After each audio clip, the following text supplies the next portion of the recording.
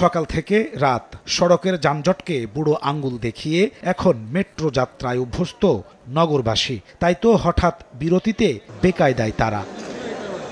শনিবার সন্ধ্যা 6:45 হঠাৎ বন্ধ মেট্রো চলাচল।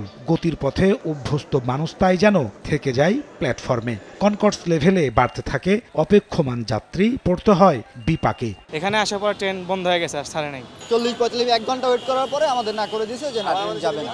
মেট্রো যে বন্ধ, নিচে কোনো ইনফরমেশন দেয় না, আমরা কার্ড পাঞ্চ করে চলে আসি। 10 মিনিট 20 মিনিট একেবারে ঘন্টা ধরে কেউ কেউ অপেক্ষা করেন, কেউ আবার ধরেছেন সড়কের পথ।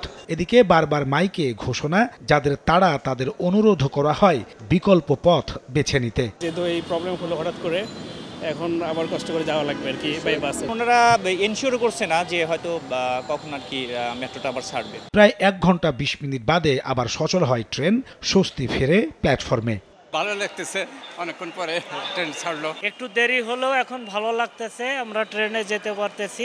এদিকে সচল হওয়ার পর ডিএমটিসিএল এর অফিসিয়াল ফেসবুক পেজে সাময়িক অসুবিধার জন্য দুঃখ প্রকাশ করা হয়। জানানো হয়, বিদ্যুৎ সংযোগ ব্যাহত হওয়ায় মেট্রো ট্রেনের সঙ্গে সিগন্যালিং সিস্টেম যথাযথ সংযোগ না হওয়ায় যাত্রা নিরাপত্তার কথা চিন্তা করে বন্ধ রাখা হয় ট্রেন চলাচল। এর আগেও নানা কারণে মেট্রো রেল চলাচল সাময়িক বন্ধ থাকলেও বিদ্যুৎ বিভ্রাটের কারণে এবারে প্রথম বন্ধ হয় মেট্রো চলাচল। নাজমুস সালেহী, সময় সংবাদ, ঢাকা।